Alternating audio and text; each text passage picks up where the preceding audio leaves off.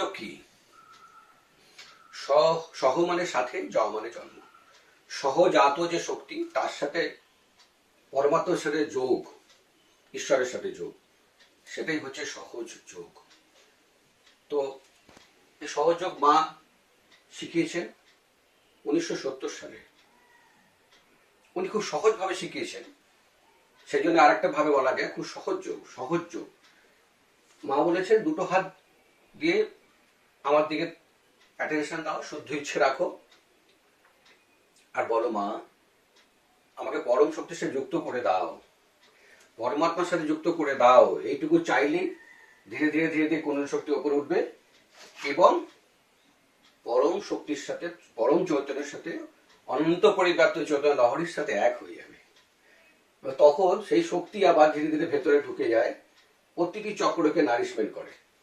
তখন প্রতিটি চক্রের আশেপাশে যত অর্গানগুলো আছে বা অঙ্গ আছে সেগুলো পরিশুদ্ধ হয়ে যায়। তাতে করে কি হয়, আমাদের রোগ ব্যাধি, বিভিন্ন যে শারীরিক সমস্যা চলে যায়, মানসিক সমস্যা চলে যায়, এবং পরম যে লাভ হয় সেটা আধ্যাত্মিক যোগ। আধ্যাত্মিক যোগ হলে কি হয়, আমাদের নানান রকম সমস্যা যেটা আমাদের চারিদিকে, পারিপার্শ্বিক, ছেলে মেয়ে পড়াশুনো, অসুখ বিসুখ, অ্যাক্সিডেন্ট, আমাদের চলার পথে একটা গাইডেন্স আমরা ধ্যান করি সেই জন্যই যে ওনার সাথে যুক্ত হয়ে আমরা চলাফেরা করলে আমাদের প্রতিনিয়ত আধ্যাত্মিক যোগ থাকলে পরম শক্তি আমাদের গাইড করছেন। বহু মুনি ঋষি এই ধ্যান আমাদের শিখিয়েছেন, বারে বারে ওনারা এসেছেন পৃথিবীতে, তারা বলেছেন বিভিন্নভাবে এই যোগের কথা, কিন্তু তাদের অনেক কঠোর পরিশ্রম করতে হতো। তারা জঙ্গলে গিয়ে বিভিন্ন ভাবে বিভিন্ন পরিস্থিতির সাথে মোকাবিলা করে, পাহাড়ে পর্বতে, ঠান্ডায় গরমে, খাবার না খেয়ে অনিদ্রায় থেকে তারা এই যোগ করেছেন। তো মায়ের কৃপাতে আমরা খুব সহজভাবে এই যোগ করে আমরা খুব আনন্দে শান্তিতে থাকতে পারি। এখন কথা হচ্ছে এইটা শক্তিটা কিভাবে এলো। যখন বাচ্চারা মায়ের পেটে থাকে তখন ধীরে ধীরে যেরকম আমরা বাড়তে থাকি সেরকমই ধীরে ধীরে ধীরে ধীরে আঙুলের মতো সে বাড়তে থাকে। যখন মায়ের ইচ্ছেতে বাচ্চা 4-5 মাস বয়স হয়, এই শক্তিটা তখন মায়ের মস্তিষ্কের মাধ্যমে বাচ্চার শরীরে প্রবেশ করে যায়। এই কুণ্ডলী শক্তি এবং মূলাধার চক্র, স্বাধিষ্ঠান চক্র, নাভি চক্র, অনার চক্র, বিশুদ্ধি চক্র, আজ্ঞা চক্র, সহস্রার চক্র, এই চক্রগুলো এবং আত্মা সমস্ত জিনিসটা দেহের মধ্যে প্রবেশ করে যাচ্ছে। তখন থেকে কিন্তু আমরা, তখন বাচ্চা যেহেতু নড়াচড়া করতে শুরু করে 4-5 মাস বয়সে পেটের মধ্যে, তখনই তার আত্মার স্পন্দন শুরু হলো, তার প্রাণের স্পন্দন শুরু হলো, নড়াচড়া করতে শুরু করলো, সেটাই কিন্তু তার জন্ম। তারপর থেকে আমরা নিজেদের মধ্যে থাকতে পারি না, আমাদের সাথে এইখানে যুক্ত হয়ে যাচ্ছে পরমাত্মার সাথে।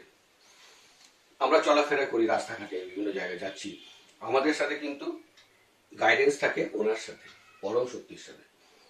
কিন্তু এই শক্তিটা জাগিয়ে রাখতে গেলে আমাদের দুবেলা ধ্যান করতে হবে, এই চক্রগুলো পরিষ্কার রাখতে হবে। পরিষ্কার রাখলে তখনই আমরা পরম শক্তির সাথে যুক্ত হতে পারবো।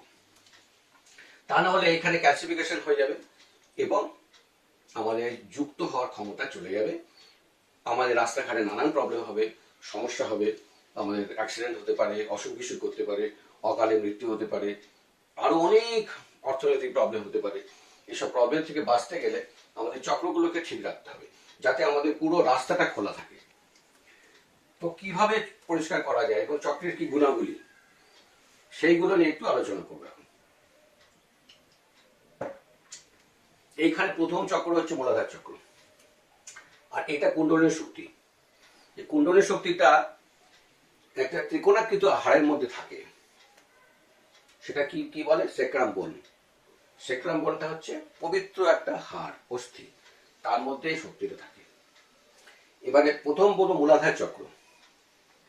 মূলাধার চক্র যদি আমাদের পরিষ্কার থাকে এবং তার গুণাবলী আমরা যদি ঠিক রাখতে পারি, তাহলেই কুণ্ডলী শক্তি জাগবে। মূল আধার মানে মূল চক্র, যার উপর সমস্ত চক্র দাঁড়িয়ে আছে, এইটা হচ্ছে সবচেয়ে গুরুত্বপূর্ণ একটা চক্র। এই চক্রের 4টি পেটাস, 4টে পাপড়ি।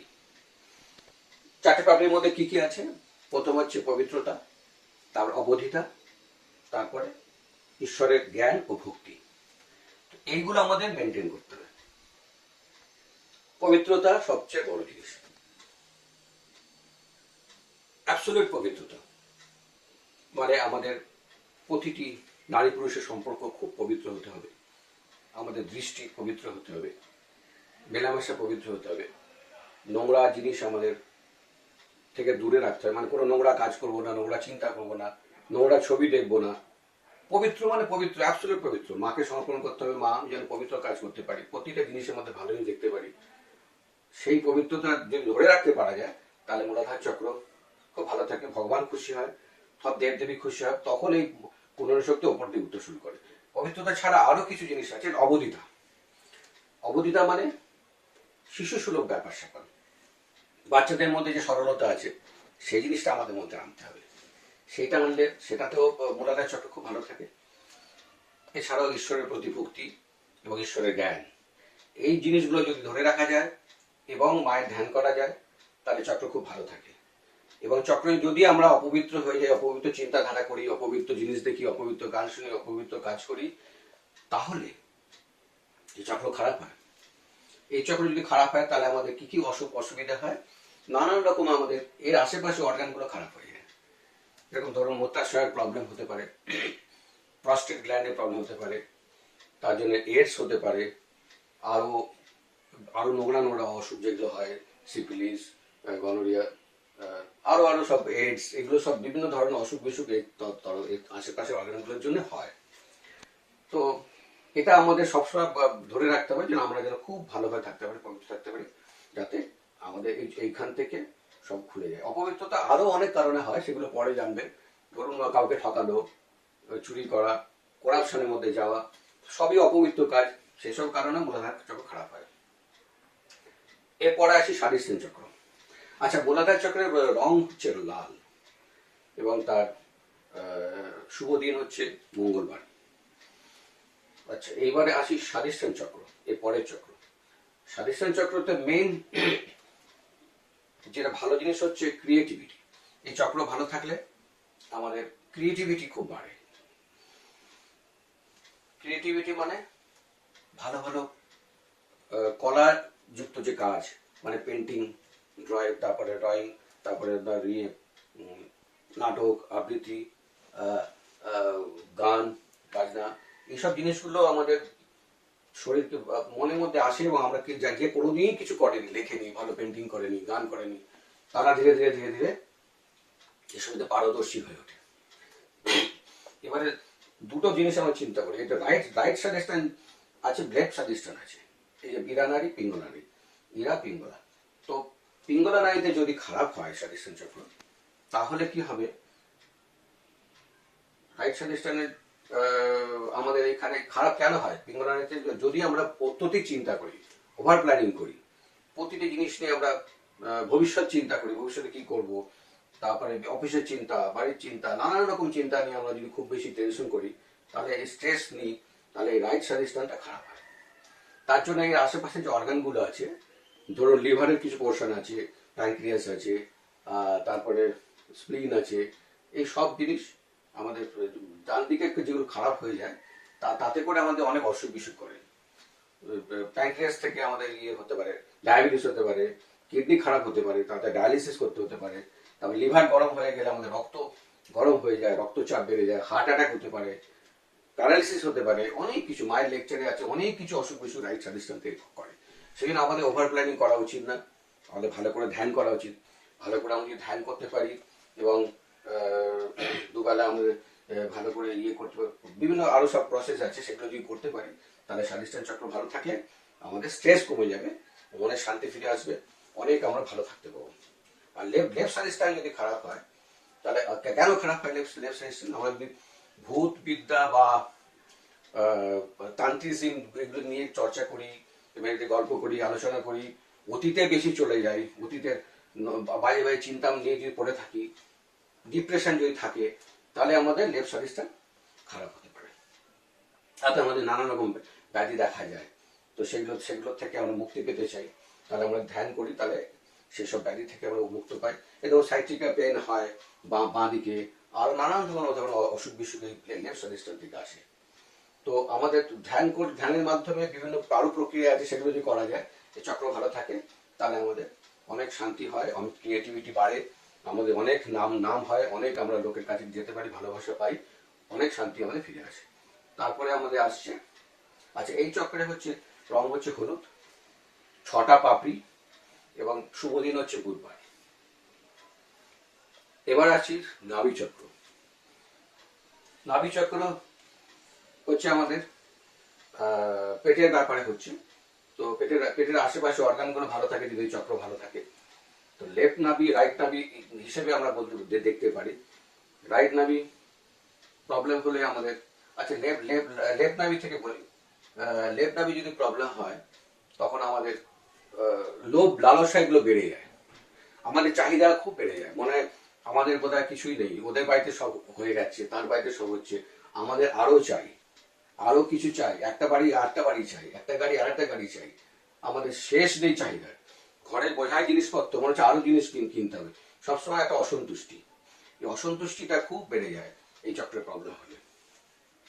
তার জন্য আলাদা বিভিন্ন প্রক্রিয়া আছে, সেগুলো করলে আমাদের ধীরে ধীরে নাভি চক্র প্রবলেম চলে যায়। আর রাইট নাভির প্রবলেম হচ্ছে, এটাও অসন্তুষ্টি, সেটা হচ্ছে খুঁতখুঁতে ভাব, প্রচন্ড খুঁতখুঁতে ভাব, আমাদের এইরকম হলে এই বিছানায় শুতে পারবো, ওই রকম খাবার দিলে তবেই আমি খেতে পারবো, আমাদের এইরকম বাধ্যমূলক তবে চান করতে পারবো। আর কঞ্জুস, মা যেটা বলেছেন, প্রচন্ড কৃপণতা থেকে এই চক্র খারাপ হয়, নাভি চক্র। আর নাভি চক্র খারাপ করলে আমাদের স্কিনের প্রবলেম হয়, গাউটস, নানা রকম জয়েন্ট পেন হতে পারে। আচ্ছা পেটের প্রবলেম, লেফট নাভি থেকে তো পেটের প্রবলেম হয়, হজম হয় না, বদ হজম, তো সর্বদা একটা পেটের প্রবলেম ভোগে, মানে শারীরিক প্রবলেম। মানসিক প্রবলেম তো বললাম, এছাড়া আরো আছে, সবসময় খুঁতখুঁতে অশান্তি থাকলে মানুষের মনে ভালোবাসা থাকবে না, লোকজনকে ডাকতে ইচ্ছে করে না। এই চক্র যদি ভালো থাকে তখন উদারতা বাড়ে, আমাদের ইভলিউশন যেটা বিবর্তন, আরো উন্নতির পথে আমরা এগোতে পারি। হ্যাঁ, তারপরে লোকজন আসবে, খাবে দাবে, খুব ভালো থাকলে মন ভালো থাকে, সবাইকে ভালোবাসতে ইচ্ছে করে, লোকজনকে ডাকতে ইচ্ছে করে, আপ্যায়ন করতে ইচ্ছে করে। তো এই চক্র ভালো থাকলে শান্তি ফিরে আসে। মেন যে জিনিসটা হচ্ছে আমাদের এত স্যাটিসফ্যাকশন আসে, তখন মনে আমি সব পেয়ে গেছি, আমার কিছু দরকার নেই, এত আনন্দ আসে মনের মধ্যে। এই নাভি চক্র যদি ভালো থাকে, সবাইকে ভালোবাসতে ইচ্ছে করে, এটাই সবচেয়ে বড় জিনিস। তো আজকে আমি 3টে চক্র বললাম, পরবর্তীকালে আরো কিছু আলোচনা হবে, আজকে এই অবধি থাক। জয় শ্রী মাতাজি। আমরা একটু জানলাম যে আমাদের সূক্ষ্ম শরীরের, আমরা নাভি চক্র সম্বন্ধে, 3টি চক্র সম্বন্ধে জানলাম।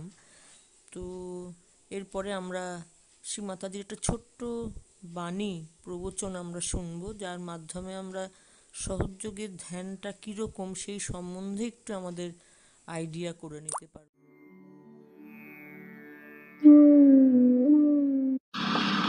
Life. In the same way, vibrations are coming, they are radiated. What you have to do is to expose yourself to it. The best is not to put in any effort.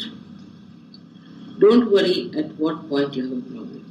Say many people during meditation have seen, if they catch a breath, they go on looking out. You just don't have to worry. You just let it go. And it will go by itself. It's going easy.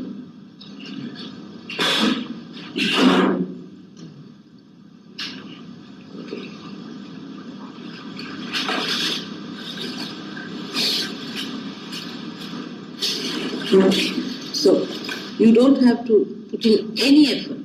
This is what meditation means. Meditation means exposing yourself to God's grace. Now the grace itself knows how to cure you. It knows how to mend you, how to settle down itself into your own being, keep your spirit kindled. It knows everything. So you don't have to worry as to what you have to do, or what name you have to take, what mantras you have to do. In meditation, you have to be absolutely effortless. Expose yourself fully. And you have to be absolutely thoughtless at that time. Suppose you know It's a possibility. You may not be thoughtless. At that time, you have to just watch your thoughts, but don't get involved into them. You will find gradually, as the sun rises, the darkness goes away, and the sun's rays go into every crevice and every part and makes the whole place lighted. In the same way, your being will be completely lighted. But if you put in an effort that time, or try to stop something within you, or try to give it a banana, it will not. Effortlessness is the only way to meditation. But you should not be lethargic about it. You should be alert and watching. The other side could be people just doze off. No. You have to be alert. If you doze off, nothing will work. That's another side of it. If you are lazy about it, nothing will work. You have to be alert and open, absolutely aware, completely effortless, absolutely effortless. If you are absolutely effortless, meditation will work the best. Don't think of your problems at all, whatever chakras you have, anything. Just expose yourself. See, when the sun shines, all the nature exposes itself to the sun and receives the blessings of the sun effortlessly. It doesn't put in any effort. It just receives itself. When it receives the sun's rays, then the sun's rays start acting and activating.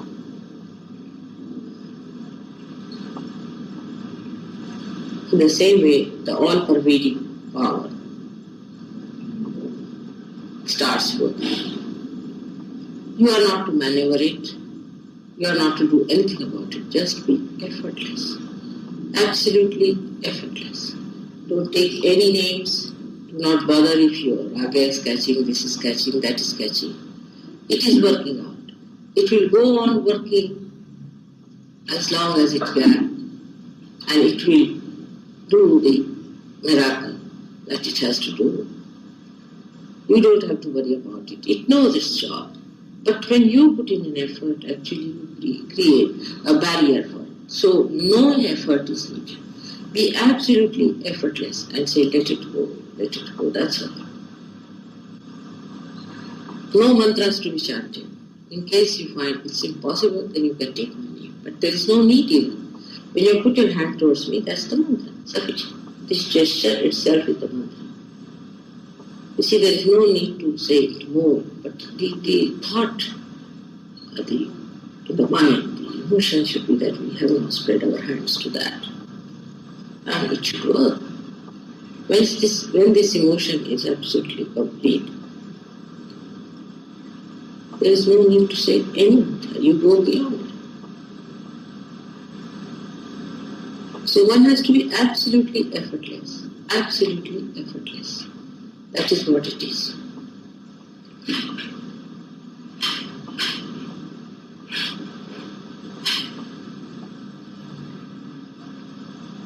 Meditation is for your own ascent. It's for your own capital gains that you have to have. But once you get into it, you also achieve your powers. Like you become a governor and you get the powers of the governor. At this time, you don't have to think about anybody else. You are not to put your attention to anybody else, but just receive it. Just receive it. Do not think of any other problem, but that you have to be effortless. Absolutely effortless.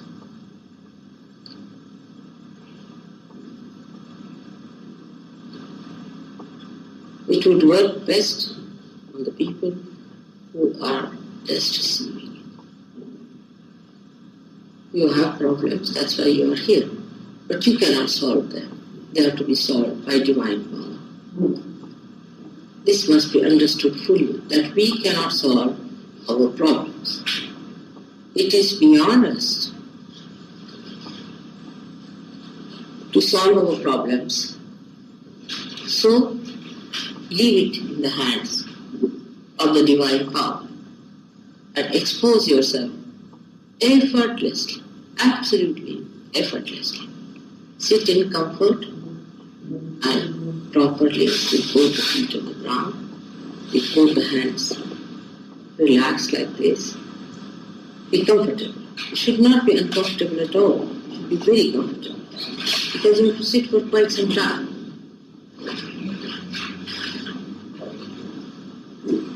And you try to put your attention to me within yourself, if you can, to my Kundalini, if you can. You can come into my Kundalini, this thing will be done. Just like this, the hand should be like this straight.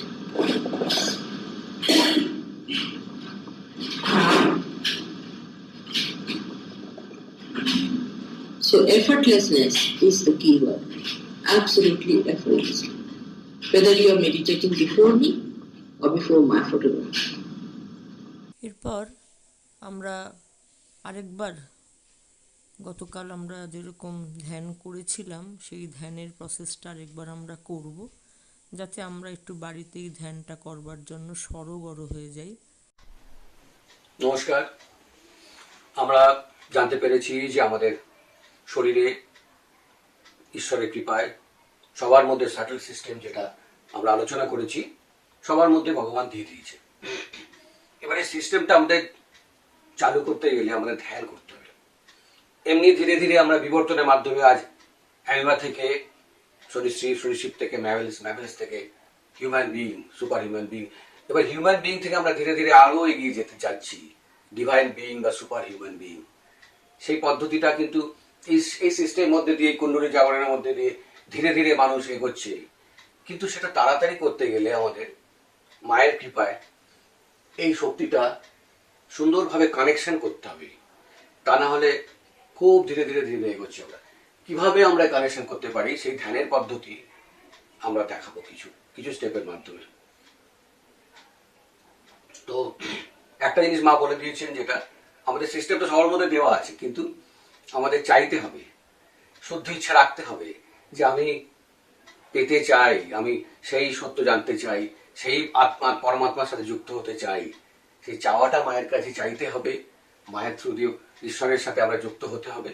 সেই চাওয়াটা কিভাবে চাইবো সেইটা আমরা কিছু স্টেপে দেখাবো। তো প্রথমে আমাদের ডান হাতটা, বাঁ হাতটা মায়ের দিকে থাকবে, আর ডান হাতটা আমরা হৃদয়ে রাখবো। বলবো মা, 3 বার বলবো, আমি কি শুদ্ধ আত্মা, আমি কি শুদ্ধ আত্মা। তারপরে হাতটা ধীরে ধীরে আমরা এই নাভি চক্রের পাশে ভবসাগর আছে সেখানে বাঁ দিকে রাখবো, যেটা আগে আলোচনা হয়েছে। মা, আমি কি আমার গুরু, এটা 3 বার গুরু, আমি কি আমার গুরু। ধীরে ধীরে হাতটা আরো নিচে তলপেটের দিকে চলে যাবে, যেটা পা এবং আমাদের পেটের যে সংযোগ স্থল, সেই তলপেটের বাঁ দিকে। মা, আমাকে শুদ্ধ বিদ্যা দাও মা। এটা আমরা 6 বার বলবো, কারণ স্বাধিষ্ঠান চক্র বাঁদিকে 6টা পেটালস আছে। এইবারে শুদ্ধ বিদ্যা পাওয়ার পর আমরা বাঁদিকে আবার হাতটা ওঠাবো, এই পেটের বাঁদিকে বলবো 10 বার, আমি আমার গুরু, আমি আমার গুরু।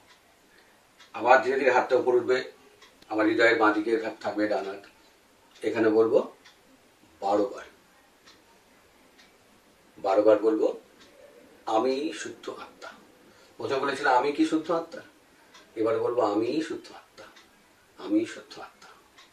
তারপরে হাতটা ধীরে ধীরে ধীরে ধীরে আমরা গলার এখানে নিয়ে যাব, যে ঘাটটা একটু বেঁকাবো ডান দিকে। এটা 16 বার বলবো, মা আমি নির্দোষ, আমি কোনো দোষ করিনি, আমি নির্দোষ। এটা 16 বার বলবো।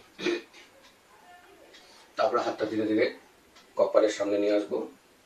এটা আমরা কয়েকবার বলতে পারি, যে কবার বলতে পারবেন আপনারা। আমি সবাইকে ক্ষমা করে দিলাম মা, আমি সবাইকে ক্ষমা করে দিয়েছি, আমি সবাইকে ক্ষমা করে দিয়েছি। তারপরে ধীরে ধীরে হাতটা পেছনে নিয়ে যাব, মাথার পেছনে নিয়ে মাথার একটু পেছন দিকে ঝুলিয়ে দেবো। বল মা, হে শ্রীমাতা কি, জ্ঞানে অজ্ঞানে যদি কিছু অন্যায় করে থাকি, কৃপা করে আমাদের ক্ষমা করে দেন মা, কৃপা করে ক্ষমা করে দেন। এইটা কয়েকবার বলবো। তারপরে হাত উপরে চলে যাবে, হাতটা সিধে করে টান টান করে রাখবো, মাথার উপরে একদম রাখবো। বলবো এরকম 7 বার ঘোরাবো, বলবো আমাকে আত্মসাক্ষাৎ দিন মা, আমাকে আত্মসাক্ষাৎকার দিন মা, আমাকে আত্মসাক্ষাৎকার দিন মা, আত্মসাক্ষাৎকার দিন মা, 7 বার বলো। এই প্রসেসটা করব, তারপরে আমরা দেখবো, সেটা পরে বলছি। তো আমরা মায়ের দিকে দুটো হাত আমরা করে রাখবো, মাকে প্রথমে আমরা প্রণাম করবো। হাত আমাদের ডান হাত বাম হৃদয়ে থাকবে। 3 বার বলো, মা আমি কি শুদ্ধ আত্মা, মা আমি কি শুদ্ধ আত্মা, মা আমি কি শুদ্ধ আত্মা। ধীরে ধীরে হাত আর পেটের বাঁ দিকে চলে যাবে। 3 বার বলবো, মা আমি কি আমার গুরু, শ্রী মাতাজি আমি কি আমার গুরু। হাত ধীরে ধীরে আরো নিচে চলে গেল। স্বাধিষ্ঠান চক্র বাঁদিকে, তলপেটের বাঁদিকে। 6 বার বলবো, আমাকে মা কৃপা করে আমাকে শুদ্ধ বিদ্যা দিন মা। শুদ্ধ বিদ্যা মানে ভগবানের বিদ্যা, ভগবানকে জানার বিদ্যা। কৃপা করে আমাকে শুদ্ধ বিদ্যা দিন মা, কৃপা করে শুদ্ধ বিদ্যা দিন মা, কৃপা করে শুদ্ধ বিদ্যা, কৃপা করে শুদ্ধ বিদ্যা।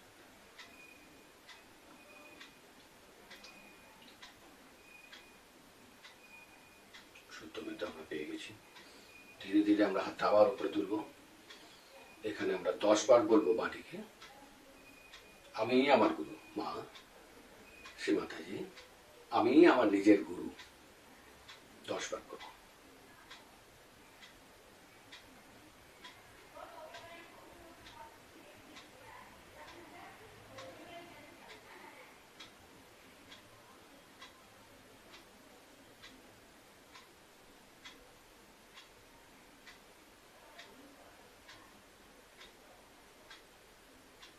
ধীরে ধীরে হাত আমরা বাঁদিকে রাখবো, হৃদয়ের বাঁদিকে।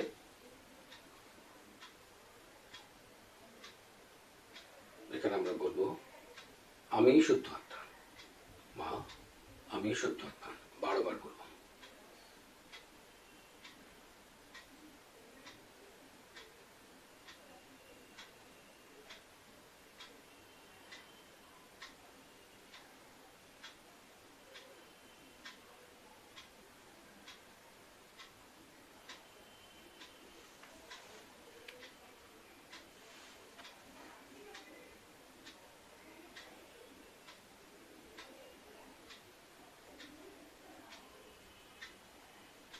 এবার ধীরে ধীরে হাত আমাদের চলে যাবে ঘাড়ের বাঁদিকে।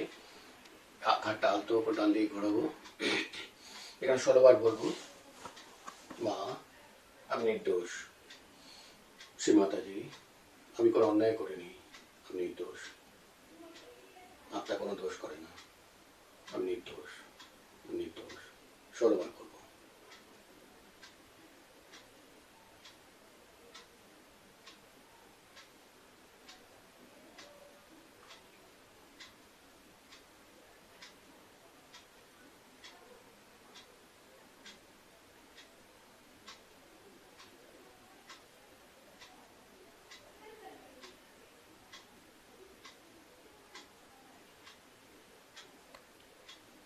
এবার ধীরে ধীরে আমরা হাতটা কপালের সামনের দিকে রাখবো, একটু সামনের দিকে ঝুঁকিয়ে রাখবো।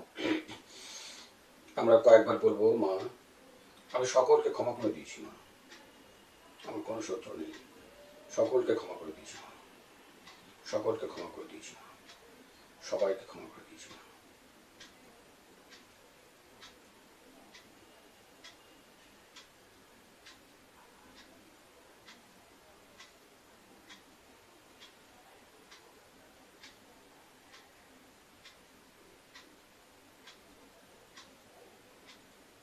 এবার আমরা হাতটা পেছন দিকে নিয়ে যাবো, মাথার পেছন দিয়ে, মাথাকে পেছন দিয়ে একটু ঝুলিয়ে রেখে বললো, মা জ্ঞানে অজ্ঞানে আমরা কোনো অন্যায় করে থাকলে কৃপা করে আমরা ক্ষমা করে দিন মা। হে শ্রী মাতাজি আমরা জ্ঞানে অজ্ঞানে যদি কিছু অন্যায় করে থাকি কৃপা করে আমাদের ক্ষমা করে দিন মা। হে পরম পূজ্য শ্রী মাতাজি জ্ঞানে অজ্ঞানে আমরা যদি কিছু অন্যায় করে থাকি মা, কৃপা করে আমাদের ক্ষমা করে দিন, কৃপা করে আমাদের ক্ষমা করে দিন। জ্ঞান অজ্ঞানে যদি কিছু অন্যায় করে থাকি কৃপা করে ক্ষমা করে দিন।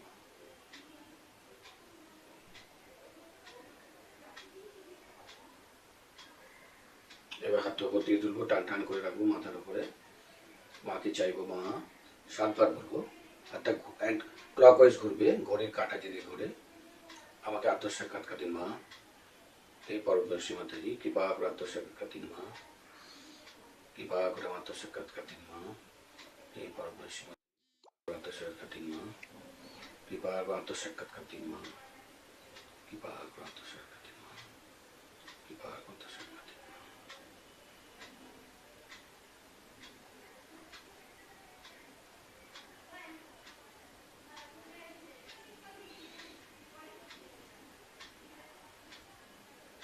এবার ধীরে ধীরে আমরা হাতটা নামিয়ে আমরা ওইখানে অ্যাটেনশন দিয়ে মাথার উপরে 2 মিনিট ধ্যান করব।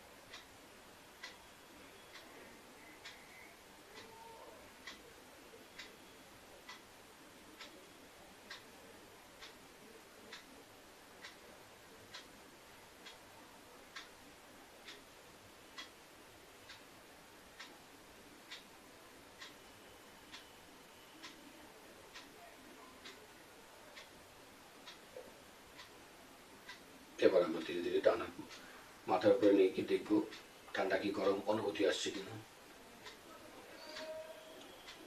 আমাদের ঠান্ডা ঠান্ডা একটা অনুভূতি আসবে, পরম চৈতন্যের যে ভাইব্রেশন সেটা আমরা ফিল করবো।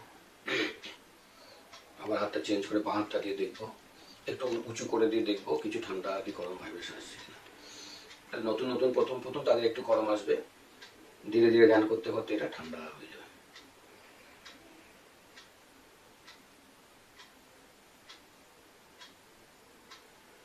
আবার টানা দেবো।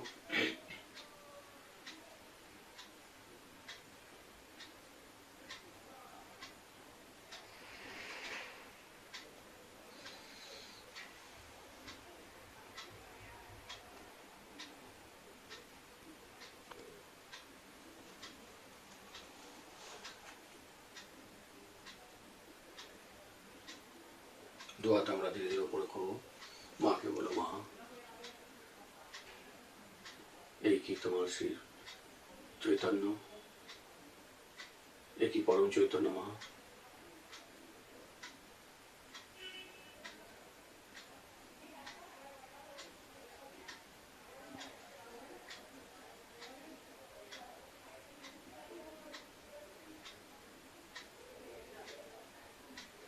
এই কি আমাদের পরম চৈতন্য আশীর্বাদ মা।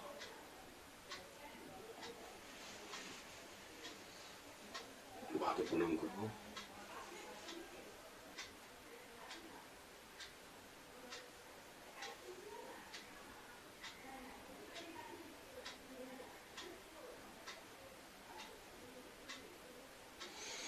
নমস্কার। এইভাবে আমরা ধীরে ধীরে আমরা ভাইব্রেশনটা বাড়বে, রোজ রোজ আমরা যদি করি ধীরে ধীরে মায়ের সাথে যুক্ত হবো আরও ভালোভাবে দৃঢ়ভাবে। আমাদের এটা ঘরে প্র্যাকটিস করতে হবে। আর এখনকার মতো এটা শেষ হলো, পরের দিন আবার আপনাদের কাছে আমরা আসবো। আপনি এই যে লিঙ্কটা আছে তাতে আপনারা চোখ রাখবেন। নমস্কার।